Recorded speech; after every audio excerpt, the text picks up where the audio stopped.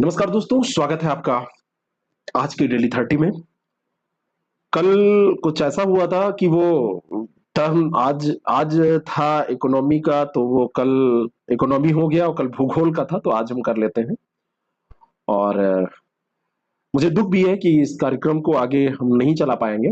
आज तक ये चलेगा और दूसरा कार्यक्रम इसकी जगह पे कोई आना चाहिए, अच्छा कार्यक्रम आएगा। और फिलहाल कुछ दिनों के लिए जैसा भी रहेगा ये बंद रहेगा। कुछ स्वास्थ्यगत समस्याएं, कुछ समय न मिल पाने के कारण, कुछ बहुत सारी चीजें हैं व्यक्तिगत समस्याओं के कारण। मैं आप लोगों को कुछ नहीं कह रहा हूं इसमें, आप लोग इसके कारण नहीं है, मैं अपने व्यक्तिगत कारणों को इसमें बता रहा हूं कि फिलहाल इसको रोका जा रहा है। तो आज का जो टॉपिक है उसमें भारत की नदियों के बारे में हम बात करेंगे। सब प्रश्न आप जानते हैं, कुछ नए तरीके से यहाँ पर हम देखने की कोशिश करेंगे कहाँ कहाँ से प्रश्न आते हैं, कैसे कैसे जब आप पढ़ें तो आप कैसे कैसे तैयार करें चीजों को। बाकी करंट अफेयर के 10 प्रश्न भी हम देखेंगे। तो चलिए शुरू करते हैं और लेते हैं आज का पहला प्रश्न। और इस प्रश्न का उत्तर भी देने का प्रयास आप लोग करेंगे, आता भी होगा आपको, कोई कठिन प्रश्न नहीं है। एक प्रश्न ऐसा भी इसमें पहले रख दिया गया कि निम्नलिखित में से कौन सा एक सुमेलित नहीं है। जब नदी पढ़िए तो उसके बारे में पूछ लिया जाता है, उसके आसपास स्थित नगरों के बारे में, शहरों के बारे में। तो ये भी एक प्रश्न है, लूसेंट में आपको मिल जाता है, कोई जीके की बुक आप उठाते हैं उसमें मिल जाता है, लेकिन प्रश्न तो है ही है, इंपॉर्टेंट प्रश्न है। तो अहमदाबाद साबरमती ये बिल्कुल सही है। लखनऊ यमुना गलत है क्योंकि यहाँ पर गोमती नदी है। और भुवनेश्वर महानदी सही है और उज्जैन क्षिप्रा सही है। ठीक है ना। उज्जैन में क्या लगता है? कुंभ लगता है ना। कुंभ और कहाँ कहाँ लगता है बताइए, जरा कमेंट करके बताइए। एक इलाहाबाद में प्रयागराज में लगता है, प्रयागराज। एक हरिद्वार में लगता है ना। और एक उज्जैन में लगता है। और कहीं लगता है? जरा वो बता दीजिएगा। आप सोचेंगे सरल वाला तो बता दिए, कठिन वाला तो, प्रश्न तो कठिन ही होते हैं ना। बी ऑप्शन इसका बिल्कुल करेक्ट हो जाएगा। तो बाकी ये नदियों का सुमेल ही यहाँ पर दिया हुआ है, ध्यान दीजिएगा इसको। हाँ, आपको एक सूचना जरूर देना चाहता हूं कि अगर आप लोग यूपी पीसीएस का एग्जाम दे रहे हैं और यूपी पीसीएस के एग्जाम में आप कुछ अच्छा करना चाहते हैं, थोड़ा सा अपने को अपग्रेड करना चाहते हैं, अपडेट करना चाहते हैं, तो उसके लिए हमारे पास एक टेस्ट सीरीज प्रोग्राम है जो कल से लॉन्च हो रहा है। और 1 अक्टूबर से 20 अक्टूबर के बीच में वो चलेगा, पहले भी मैं आपको बता चुका हूँ। इस प्रोग्राम को आप ज्वाइन करके डेली एक टेस्ट कर सकते हैं, अपने रैंक को सुधार सकते हैं, अपने स्कोर को सुधार सकते हैं। अगर इसको आपको ज्वाइन करना है तो आईएएस प्रेप एकेडमी ऐप के माध्यम से, या फिर 6307281212 हमारा नंबर है, उस पर यूपीपीसीएस 20 लिख के मैसेज करके ज्वाइन कर सकते हैं। तो चलिए शुरू करते हैं अपने सेशन का। अगला प्रश्न लेते हैं। गंगा नदी के किनारे सबसे बड़े शहर। आप सोचेंगे कि ये सारे प्रश्न ऐसे ही आ रहे हैं, चिंता मत करिए, आगे वैसे भी प्रश्न आएंगे, उसमें इतना। तो गंगा नदी के किनारे सबसे बड़ा शहर कौन सा है? ये शहर जो दिए हैं, और बड़ा जब आपसे पूछा जाता है तो अधिकतर जो प्रश्न बड़ा का मतलब होता है वो क्या होता है? बड़ा दो सेंस में, एक तो आकार लिया जाता है, दूसरा जब शहर के बारे में पूछा जाएगा तो बड़ा शहर और छोटा शहर का ज्यादातर अर्थ क्या होता है कि वहां पे जनसंख्या क्या है। तो यही सब देखना है, यही मुझे आपको बताना है। तो वाराणसी, पटना, कानपुर, इलाहाबाद, इन शहरों में आप देखेंगे और 2011 की सेंसस आप उठाएंगे तो सबसे ज्यादा यहाँ पे जनसंख्या कानपुर में मिलेगी। कानपुर के बाद में आपको पटना में मिलेगी, फिर वाराणसी में मिलेगी, है ना। और उसके बाद में आपको प्रयागराज या इलाहाबाद में मिलेगी। तो यहां पर सबसे बड़ा का मतलब है कि जनसंख्या किसकी ज्यादा है, सबसे ज्यादा। तो ये कानपुर, सी ऑप्शन इसका बिल्कुल करेक्ट हो जाएगा, कानपुर शहर। ठीक है, तो ये ध्यान रखिएगा। नेक्स्ट क्वेश्चन, अगला प्रश्न है, निम्नलिखित नदियों में कौन अध्यारोपित नदी का उदाहरण है ना। इम्पोज्ड रिवर का उदाहरण कौन सा है? अध्यारोपित नदी। अध्यारोपित नदी जैसे आप कहते हैं ना पूर्ववर्ती नदी, तो पूर्ववर्ती नदियों के समान ही, चाहे उसको अध्यारोपित कहिए या पूर्वारोपित कहिए, ये नदियां होती हैं और अपने प्रवाह स्थल की संरचना के साथ समायोजित नहीं होती हैं। मतलब क्या है कि वैसी नदी जो स्थल खंड के ढाल का अनुसरण नहीं करती है, उनका जिधर मन करेगा उधर जाएंगे, जिधर मन करेगा उधर बहेंगे। इसका उदाहरण कौन सी नदी है? इसका उदाहरण भारत में चंबल और सोन नदी है। तो एक चंबल याद कर लीजिए और दूसरी नदी यहां पर सोन भी याद कर लीजिए, ये इम्पोज्ड रिवर है। ठीक है ना। नेक्स्ट क्वेश्चन, तो इसकी व्याख्या भी यही दी हुई है, पूर्ववर्ती नदी, अध्यारोपित नदी या पूर्वारोपित नदी ये क्या है और ये कौन सी नदियां इसके उदाहरण है। चलिए अगले प्रश्न पे चलते हैं। लूनी नदी के संदर्भ में निम्नलिखित कथनों में से कौन सा एक सही है। लूनी नदी, लूनी नदी खंभात की खाड़ी में मिलती है जाके, कच्छ की खाड़ी में जाके मिलती है, ये कृष्णा नदी में जाके मिलती है, और एक यहां पर दिया है जो आपसे ये पूछना चाह रहा है कि ये कच्छ की रन की दलदली भूमि में विलुप्त हो जाती है। डी ऑप्शन इसका बिल्कुल करेक्ट हो जाएगा। डी ऑप्शन इसका बिल्कुल दुरुस्त हो जाएगा। ठीक है, लूनी नदी अजमेर के दक्षिण पश्चिम में अरावली श्रेणी से निकलती है, 320 किलोमीटर तक प्रवाहित होती है, कच्छ का रन आता है, दलदली भूमि उसकी, और उसमें जाके ये विलुप्त हो जाती है, विलीन हो जाती है, और इसका संपर्क समुद्र से नहीं हो पाता है, उसके पहले ही ये रुक जाती है। और से सभी नदियां जो और यहाँ पर दी हुई हैं, चाहे वो मतलब यहाँ नहीं दी है, सॉरी, मतलब इधर इसके आसपास की नदियां, ये व्याख्या केवल ऐसी है, तो वो नदियां सब जाके अरब सागर में गिरती हैं या बंगाल खाड़ी में गिरेंगी, लेकिन लूनी नदी ऐसा नहीं करती। अगला जो प्रश्न है, निम्नलिखित नदियों पर ध्यान दीजिए। किशन गंगा, गंगा, वेन गंगा, पेन गंगा, इन नदियों को उत्तर से दक्षिण, अब जब आप नदियां आगे से देखेंगे मैप में तो इनको दिमाग में बिठाएंगे, पूरब से पश्चिम, उत्तर से दक्षिण। अब चाहे पश्चिम से पूरब तैयार कर लीजिए, चाहे पश्चिम से पूरब की जगह पे आप पूरब से पश्चिम तैयार कर लीजिए, चाहे उत्तर से दक्षिण या दक्षिण से उत्तर तैयार कर लीजिए, जैसे भी आपको करना हो, जो आपको सरल लगे। हर व्यक्ति का एक अपना पैटर्न होता है ना। जैसे कोई लोग लेफ्ट हैंड से लिखते हैं, कोई लोग लेफ्ट हैंड से बहुत अच्छी बैटिंग करते हैं, तो ऐसे ही जैसे भी आपको सरल लगे, सबका अलग अलग पैटर्न होता है, तो आप उस हिसाब से अपने पैटर्न के हिसाब से इसको तैयार कीजिए, लेकिन तैयार जरूर कीजिए। उत्तर से दक्षिण नदियों का जो क्रम आप बढ़ाएंगे, तो उत्तर से दक्षिण जाने पे सबसे पहले आपको मिलेगी किशन गंगा नदी, एक नंबर। एक नंबर के बाद में आप आइए गंगा नदी, 2 नंबर, फिर आएगी आपकी वेन गंगा, 3 नंबर, और फिर हो जाएगी पेन गंगा। तो 1 2 3 4, ए ऑप्शन इसका बिल्कुल करेक्ट है ना। ये नदियों का क्रम है, मैप में इसको देखिएगा जरूर। नेक्स्ट क्वेश्चन, अगला जो प्रश्न है, भारत की निम्नलिखित नदियों में से कौन हिमालय की सभी श्रेणियों को काटती है। सभी श्रेणियों को काटने वाली नदी, उत्तरी भारत में बहने वाली ये नदी है एक, सदा नीरा है। हर मौसम, सदा नीरा का मतलब क्या होता है, हर मौसम में बहने वाली जो नदी होती है। जैसे जो हिमालय पर्वत से निकलने वाली नदियां हैं, उनका स्रोत हिमालय में हिमानी जो है, हिमानी होते हैं, तो वो लगातार वो जल प्राप्त करती रहती है।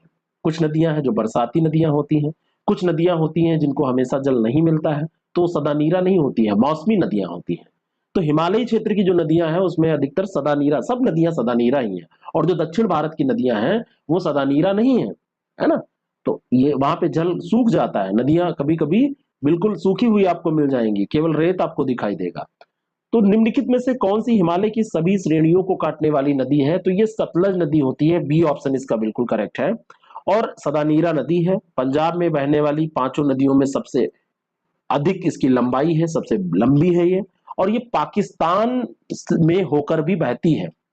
सतलज नदी जो है ये हिमालय की श्रेणियों को काटकर गहरे गार्ज का निर्माण करती है, और ये आगे व्यास नदी में मिल जाती है। तो ये सतलज व्यास का नाम भी आप साथ में लेते हैं, और ये सभी हिमालय श्रेणियों को काटने वाली ये नदी है।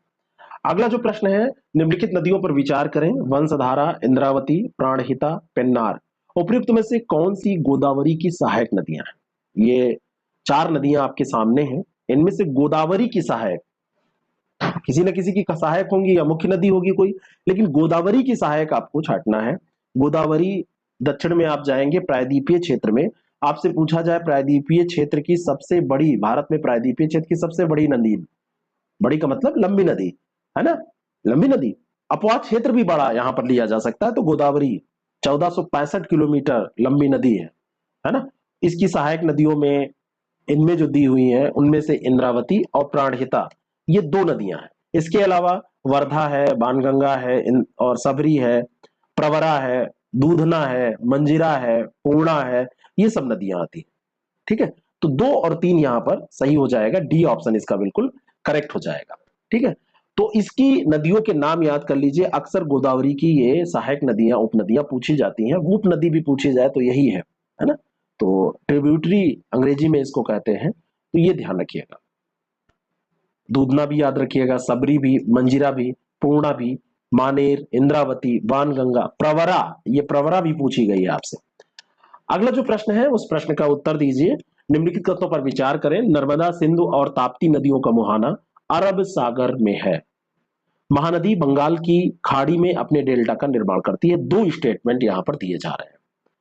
नर्मदा, सिंधु और ताप्ती नदियों का मुहाना, जो भारत का मैप आप लेंगे तो नर्मदा, सिंधु और ताप्ती ये अरब सागर में, इधर ये अरब सागर है ना, अरेबियन सी, और इधर आपका बे ऑफ बंगाल है, बंगाल की खाड़ी। तो नर्मदा, सिंधु और ताप्ती नदियों का मुहाना अरब सागर में है। महानदी बंगाल की खाड़ी में अपने डेल्टा का निर्माण करती है ना। महानदी बंगाल की खाड़ी में अपने डेल्टा का निर्माण करती है, तो महानदी इधर करती है, ये भी बात सही है। तो दोनों के दोनों स्टेटमेंट यहां पर सही हैं। सी ऑप्शन इसका बिल्कुल दुरुस्त हो जाएगा।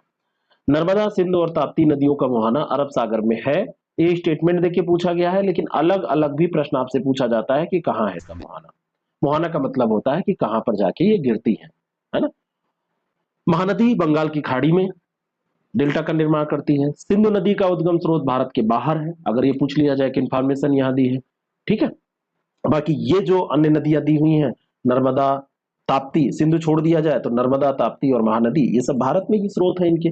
सिंधु का भारत के बाहर है, कहां है कमेंट करके आप बताएंगे। अगला जो प्रश्न है, दक्षिण भारत की नदियां प्रमुख रूप से निम्न में से कौन सा अपवाह तंत्र बनाती हैं। नदियां कहां की, साउथ की, सदर्न इंडिया की जो नदियां हैं भारत की, ये नदियां मुख्यतः वृक्षनुमा अपवाह तंत्र बनाती हैं। डेंड्रिट अपवाह तंत्र ये बनाती हैं। डेंड्रिटिक अपवाह तंत्र ये होता है जो ये बनाती हैं। अपवाह तंत्र के बारे में तो आप जानते ही हैं, कैसे अपवाह, कैसे वो प्रवाहित होती हैं, तो इस अपवाह तंत्र का वो निर्माण करती हैं। यहां पर नॉर्मली ऐसा प्रश्न पूछा नहीं जाता है पीसीएस में, लेकिन यूपीएससी में आपसे कभी कभी ये भी पूछ लिया जाता है कि जो वृक्षनुमा अपवाह तंत्र है, वृक्षनुमा जो अपवाह तंत्र है उसकी विशेषताएं बताइए, है ना। वृक्षनुमा अपवाह तंत्र, उसकी विशेषताएं, तो वृक्षनुमा अपवाह तंत्र की विशेषताएं भी आपको पढ़ लेनी चाहिए, है ना। क्या होता है वृक्षनुमा अपवाह तंत्र। तो वृक्षनुमा जो अपवाह तंत्र, जैसे मुख्य नदी, जैसे आप देखेंगे अपवाह तंत्र प्रणाली जब आप पढ़ेंगे तो उसमें कई अपवाह तंत्र प्रतिरूप आपको मिलेंगे। जालीदार मिलेगा, है ना। जालीदार के अलावा आपको उसमें और भी उसको बांटेंगे तो समानांतर प्रतिरूप मिलेगा, वलयाकार प्रतिरूप मिलेगा, आयताकार प्रतिरूप मिलेगा। भारत के प्रमुख अपवाह तंत्र में जो अपवाह, जैसे वैसे नदियों के हिसाब से भी हम देखते हैं, लेकिन ये प्रतिरूप जो होता है, किस अपवाह तंत्र का प्रतिरूप कैसा है, तो इस तरीके से इनकी विशेषताएं थोड़ा थोड़ा आप पढ़ लीजिएगा। यहाँ पे मैं भी डिस्कस करूंगा तो ये सेशन लंबा हो जाएगा, कुछ लिमिटेशंस होते हैं, वैसे भी सेशंस आजकल बड़े लंबे जा रहे हैं। नदियों की लंबाई के अवरोही क्रम में गोदावरी, महानदी, नर्मदा व ताप्ती का सही अनुक्रम क्या है। लंबाई का अवरोही क्रम, descending order of the length in नदियों का, तो सबसे लंबी नदी पहले भी अभी हमने किया है, तो मैंने बताया था कि गोदावरी नदी लंबी है, तो गोदावरी सबसे लंबी हो जाएगी, 1465 किलोमीटर मैंने आपको अभी बताया था, और गोदावरी ये फर्स्ट कर लीजिए। सेकंड नंबर पर आपका जो क्रम आएगा वो नर्मदा का आएगा, 2 कर लीजिए इसको। थर्ड नंबर पर जो आएगा वो महानदी का आएगा, ये 3 कर लीजिए, और ताप्ती का 4। तो 1 2 3 4, तो देखिए कहां पे दिया हुआ है, गोदावरी, नर्मदा, महानदी और ताप्ती। बी ऑप्शन इसका बिल्कुल करेक्ट हो जाएगा। ऊपर वाले पे मैंने सेट किया है ऐसा इसलिए लिख दिया, बाकी आप देख लीजिए कैसे क्या है, वो तो मैंने ऐसे ही रैंक दे दी वहां पे, जैसा आपका तरीका हो, कोई जरूरी नहीं है। और ताप्ती 724 किलोमीटर लंबी है, महानदी 858 किलोमीटर लंबी है। तो लंबाई के हिसाब से आरोही क्रम, आरोही अवरोही में से क्या पूछा जा रहा है ये ध्यान रखना। अगर अवरोही पूछ लिया था तो इसी को पलट दीजिए जो क्रम आया है, ठीक है। नेक्स्ट क्वेश्चन, अगला जो प्रश्न है, निम्नलिखित नदियों में से किसको दक्षिण की गंगा कहा जाता है ना। गंगा ऑफ द साउथ किसको कहा जाता है, कावेरी को, कृष्णा को, गोदावरी को, किसको कहा जाता है। दक्षिण की गंगा में कंफ्यूज मत होइएगा। कावेरी जो नदी है कहां से निकलती है, ब्रह्मगिरी एक स्थान है वहां से निकलती है, और फिर ये अपना प्रवाह करती है और जाके गिरती कहां है, बंगाल की खाड़ी की तरफ गिरेगी ना, अरब सागर की तरफ तो गिरेगी नहीं। इसी को, कावेरी नदी को दक्षिण की गंगा के नाम से जाना जाता है ना। अब गोदावरी जो है, गोदावरी के बारे में कंफ्यूजन ये होता है, इसको दक्षिण की बूढ़ी गंगा कहा जाता है, गोदावरी को बूढ़ी गंगा, और दक्षिण गंगा कहीं कहीं इसके बारे में भी मिलता है ना। किसको, गोदावरी को, यहां गोदावरी जो दिया है ये बूढ़ी गंगा अगर पूछा जाता तो आप इसको कर लेते हैं। ठीक है, इसमें कंफ्यूजन बहुत ज्यादा है, अलग अलग की किताबों में ही गलत लिखा हुआ है, तो अब गलत कौन सही कौन ये तो खैर आयोग डिपेंड करता है कि आयोग किसको मानता है, लेकिन फिलहाल जो हम लोग पास ऑथेंटिक न्यूज है उसमें ये ध्यान रखिएगा। अगला जो प्रश्न है, निम्नलिखित में से कौन सी नदी भ्रंश घाटी से होकर प्रवाहित होती है? भ्रंश घाटी से होकर कौन सी नदी प्रवाहित होती है आपको बताना है।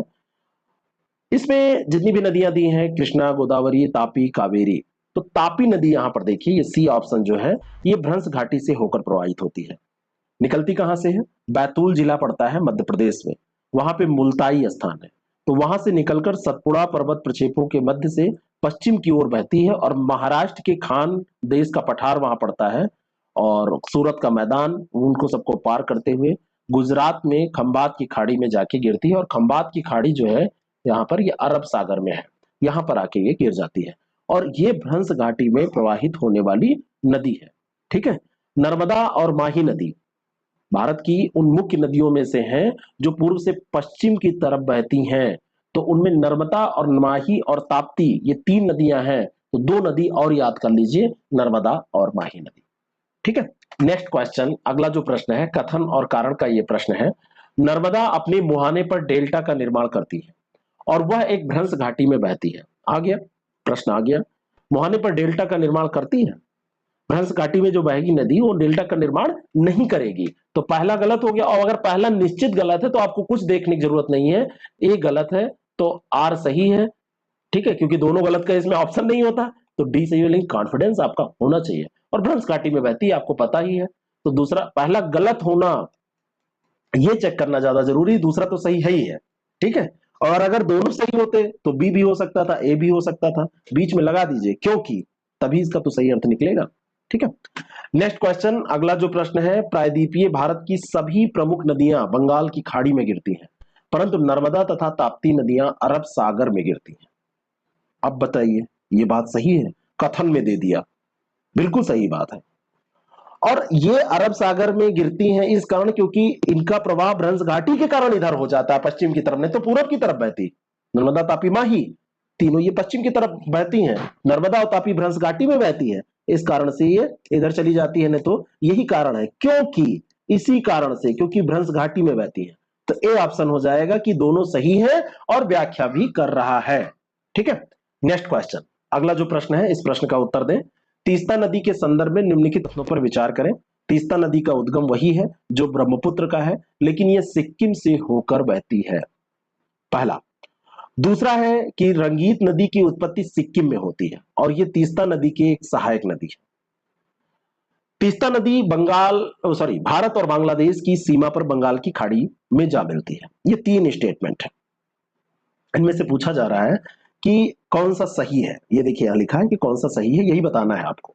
तीस्ता नदी का उद्गम वही है जो ब्रह्मपुत्र का है, लेकिन ये सिक्किम से होकर बहती है, ये दिया है। तो तीस्ता नदी का उद्गम सिक्किम में स्थित है, चोलामू झील है ना, चोलामू झील, तो ये ब्रह्मपुत्र का उद्गम नहीं, ये पहला ही गलत हो गया।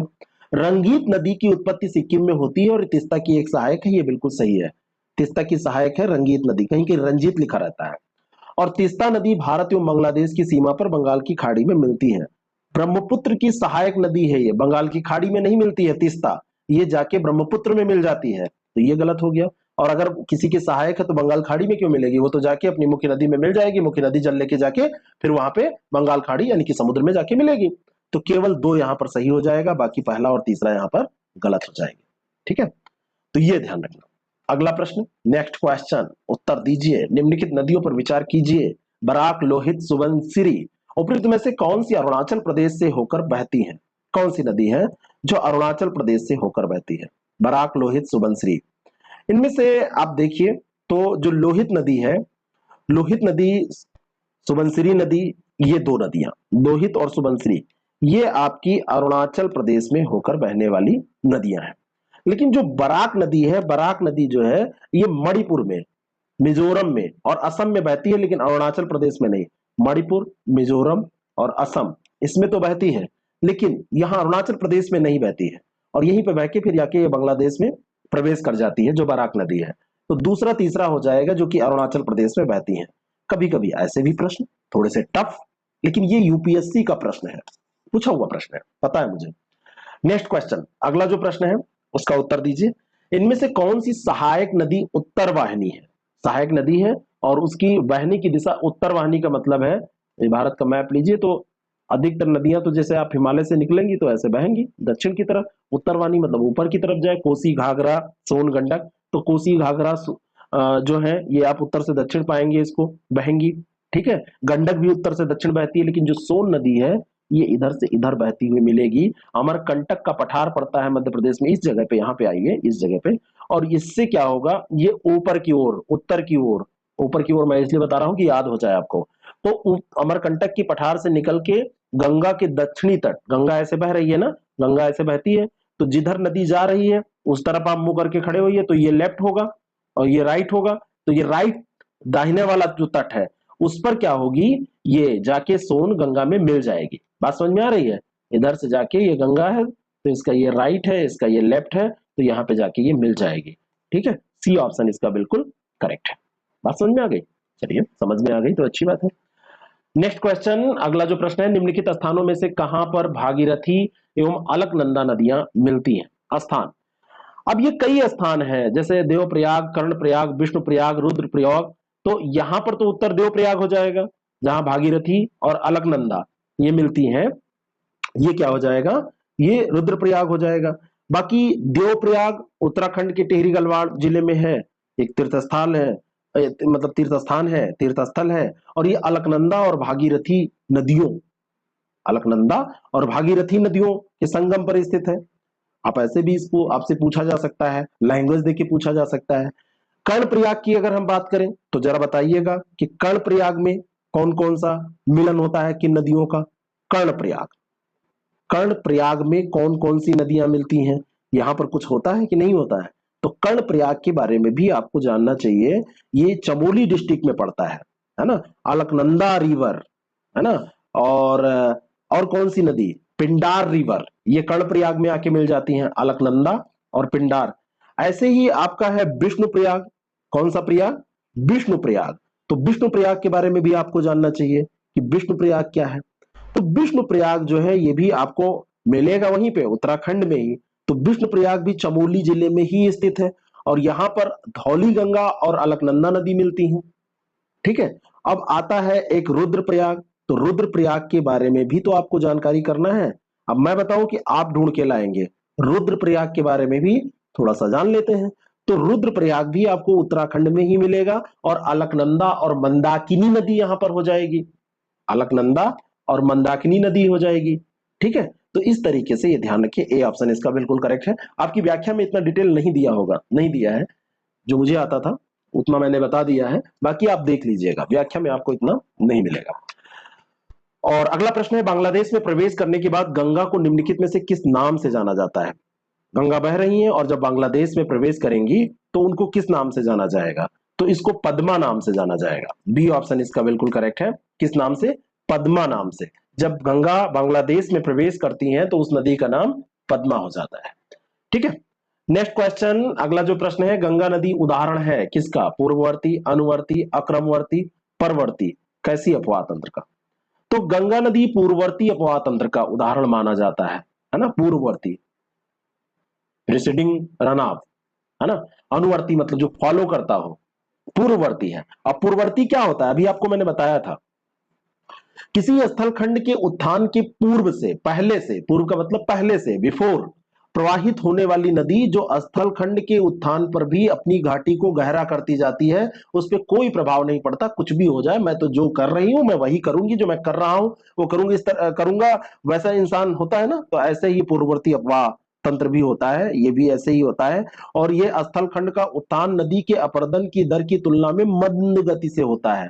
नदी अपने पूर्ववर्ती प्रवाह मार्ग को कायम रखने में इसलिए समर्थ हो जाती है, वो जो भी उसका प्रवाह है वो वैसे ही बनाए रखेगी, उसके ऊपर कोई असर नहीं पड़ रहा है। तो ऐसी ही गंगा नदी है, पवित्र गंगा, गंगा तो मैया है, गंगा माता है, ठीक है। चलिए करंट अफेयर के प्रश्नों को देखते हैं। वर्ष 2021 में विश्व समुद्री दिवस 30 सितंबर को मनाया गया। हर साल 30 सितंबर को कोई जरूरी नहीं मनाया जाए, सितंबर के अंतिम सप्ताह में मनाया जाता है, इसलिए ऐसा प्रश्न है। इसकी थीम क्या थी इस बार की? इस बार की जो इसकी थीम है वो इंपॉर्टेंट है, नाविक नौवहन के भविष्य के मूल, नाविक नौवहन के भविष्य के मूल, ए ऑप्शन इसका बिल्कुल करेक्ट हो जाएगा। वर्ल्ड मैरीटाइम डे 30 सितंबर को ये मनाया जा रहा है। 44वां विश्व समुद्री दिवस इस बार 2021 में ये मनाया गया है। और ये जो है नाविक नौवहन के भविष्य यानी कि seafarers at the care of shipping future, तो ये इस साल का थीम है। अंतर्राष्ट्रीय समुद्री संगठन की बात करें तो एक संगठन ये जो है, इसका मुख्यालय कहाँ पर है? ये लंदन में है, यूनाइटेड किंगडम में। इसकी स्थापना 1948 मार्च में 17 मार्च को हुई थी। और अंतर्राष्ट्रीय समुद्री संगठन के महासचिव हैं किटेक लिम, ये ध्यान रखना। नेक्स्ट क्वेश्चन, अगला जो प्रश्न है, सितंबर 2021 में भारतीय रिजर्व बैंक ने किस बैंक को 2015 से लगे त्वरित सुधारात्मक कार्यवाही प्रतिबंध से बाहर कर दिया? 2015 में इस पर एक प्रतिबंध लगाया गया था इस बैंक पर। अभी 30 सितंबर को, आज 30 सितंबर है ना, आज ही ये फैसला हुआ या 29 को हो सकता है, मतलब सितंबर याद रखिए। इसको भारतीय रिजर्व बैंक ने कहा कि अब तुम इस प्रतिबंध से बाहर हो, और ये है Indian overseas bank. Indian overseas bank पर यह कार्रवाई की गई थी, आईओबी के नाम से भी आप इसको जानते हैं, प्रॉम्प्ट करेक्टिव एक्शन, पीसीए इसको बोलते हैं, त्वरित सुधारात्मक कार्यक्रम। तो इसको 2015 में इसके अंतर्गत लाया गया था, इस पे कार्रवाई की गई थी। अब एक प्रतिबद्धता इसने की है, एक लिखित प्रतिबद्धता प्रदान की है बैंक ने कि वह निरंतर आधार पर न्यूनतम नियामक पूंजी, शुद्ध एनपीए और उत्तोलन अनुपात के मानदंडों का पालन करेगा। समझ रहे हैं? मतलब वो पालन करेगा, ऐसी गतिविधियां नहीं करेगा जिससे कि इसमें आ जाए। इंडियन ओवरसीज बैंक का मुख्यालय चेन्नई में है। कई बार मुख्यालय आपसे पूछे जाते हैं और कई बार आपसे इसके हेड भी पूछे जाते हैं, बैंकिंग वाले एग्जाम में ज्यादा पूछे जाते हैं। पार्थ प्रतिम सेन गुप्ता इसके हेड है, सीईओ है, सीईओ। और इंडियन ओवरसीज बैंक की स्थापना बहुत पुराना है, दस फरवरी 1939 को इसकी स्थापना की गई थी। नेक्स्ट क्वेश्चन, अगला जो प्रश्न है, सितंबर 2021 में भारतीय रिजर्व बैंक ने किस बैंक को 2015 से लगे त्वरित, दो बार सेलेक्ट हो गया, एक्सट्रीमली सॉरी, ये दो बार कैसे सेलेक्ट हुआ? दो बार, चलिए सॉरी, एक क्वेश्चन आपका कम पड़ गया। My life in full, work, family and our future, पहले भी ये पुस्तक आपकी नजर में आ चुकी है ना? और इस पुस्तक की लेखिका या किसका संस्मरण है ये पूछा जा रहा है, तो ये इंदिरा लुई की पुस्तक है। सी ऑप्शन इसका बिल्कुल करेक्ट हो जाएगा। पेप्सिको, है ना, जो पेप्सी कोका कोला आप पीते हैं, तो इनसे ज्यादा कामकाजी महिला तो भाई कोई होगी तो होगी नहीं, तो इन्होंने भी अच्छा काम किया है। उसमें कैसे अपनी फैमिली को इन्होंने बैलेंस किया, कैसे इनके पिताजी की तबीयत खराब हुई तो ये आई पेड लीव लेके, उन सब मतलब चीजों को इन्होंने इसमें लिखा है, अपना संस्मरण है। ठीक है, 313 पेज की किताब है, कभी टाइम मिलेगा तो पढ़िएगा। इन लोगों ने अपना अनुभव लिखा है, तो ऐसी किताबें हमको पढ़नी चाहिए, मैं तो पढ़ूंगा। नेशनल बास्केटबॉल एसोसिएशन एनबीए ने किसे अपना ब्रांड एम्बेसडर नियुक्त किया है? एनबीए, नेशनल बास्केटबॉल एसोसिएशन ने अभी रणवीर सिंह को, रणवीर कपूर नहीं, रणदीप हुड्डा भी नहीं, रणवीर सिंह को, सी ऑप्शन इसका बिल्कुल करेक्ट है, इसने अभी क्या बनाया है? ब्रांड एम्बेसडर अभी बनाया है एनबीए ने। और ये एनबीए जो है, एनबीए के बारे में मतलब ये 2021 से 22 के बीच में ये इसके भी 75वीं वर्षगांठ मनाई जा रही है। तो इसमें भारत में लीग का के जो प्रोफाइल, लीग के प्रोफाइल को बढ़ाने में मदद करेंगे, ये सब चीजें हैं। भाई ये ब्रांड एम्बेसडर बनाए गए हैं, तो किसी भी चीज का, प्रोडक्ट का या किसी भी चीज का जब आपको ब्रांड एम्बेसडर बनाया जाता है तो आप उसको क्या करते हैं? प्रमोट करते हैं। तो ये सब काम ये भी करेंगे, तो उसमें कोई वो नहीं। लेकिन एनबीए का किससे बनाया गया है ये ध्यान रखिएगा। अगला जो प्रश्न है, अंतर्राष्ट्रीय अनुवाद दिवस किस तिथि को मनाया जाता है? अंतर्राष्ट्रीय अनुवाद दिवस, अंतर्राष्ट्रीय अनुवाद दिवस 30 सितंबर को मनाया जाता है, 30 सितंबर को मनाया जाता है। बी ऑप्शन इसका बिल्कुल करेक्ट है, हर साल ये मनाया जाता है, इंटरनेशनल ट्रांसलेशन डे। और 1953 में स्थापित हुआ था इंटरनेशनल फेडरेशन ऑफ ट्रांसलेटर्स, और तो उसी स्थापना के दिवस 30 सितंबर को ये याद किया जाता है, उस दिवस को। और इस बार की थीम रखी गई थी अनुवाद में संयुक्त, अनुवाद में संयुक्त, यूनाइटेड इन ट्रांसलेशन, ये इस बार की थीम रखी गई थी। बात समझ में आ गई? किस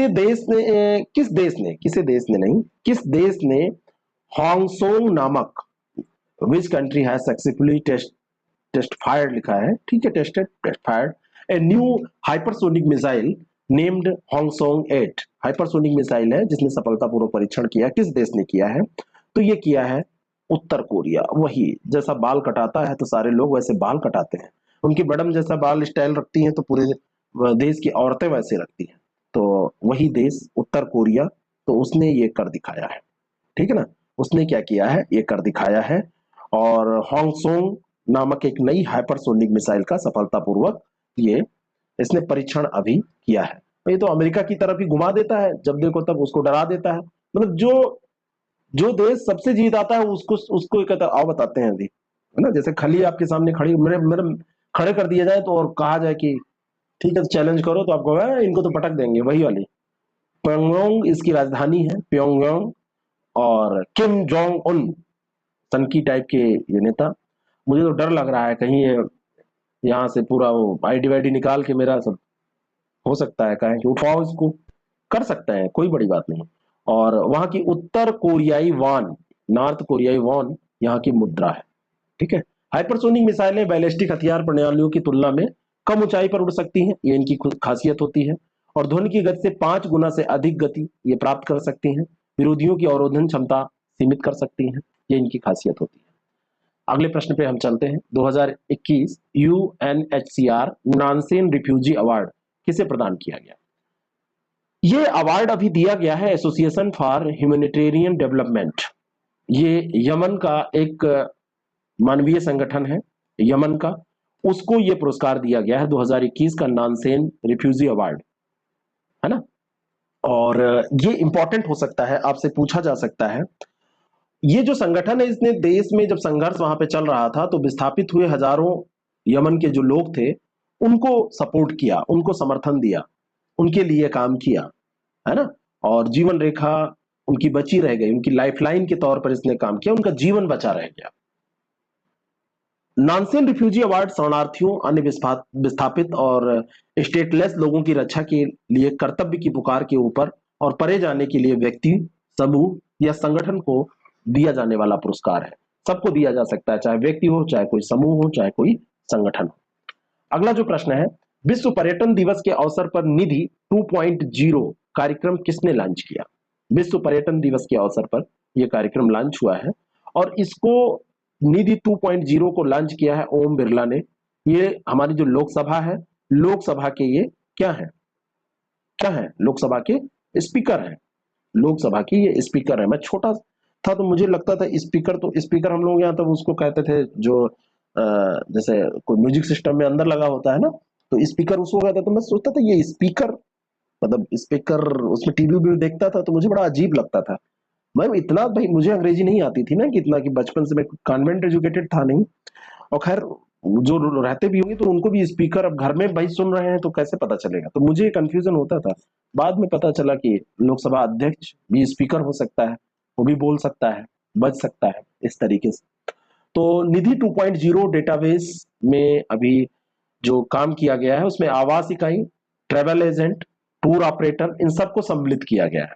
पहले पर्यटन में क्या, पर्यटन में भाई जो होटल्स होते थे केवल उनको, पर्यटन में जो गवर्नमेंट के डेवलपमेंट है उनको, लेकिन धीरे धीरे इसका दायरा बढ़ाया जा रहा है।